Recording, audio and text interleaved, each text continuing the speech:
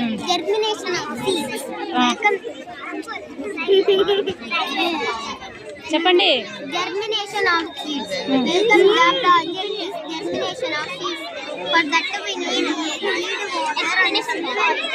Firstly, the soil seed cover it with soil. After that we daily water to it. Next my friend explain to you.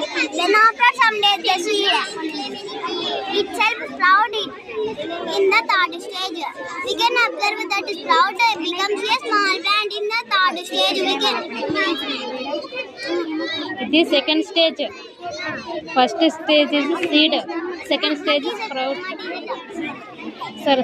In the third stage, next my friend explained to you. Small plant become a tree after some days. But all this process should do under a sun. Need water daily. Hope you like it. Thank you. చేయండి. Good morning everyone. We are here to explain about modes of transport. Transport means going from one place to another place. There are three main types of transport.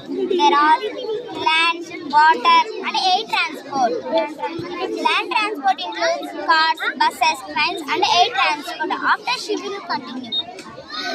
It is the most common transport. Water transport includes boats and ships.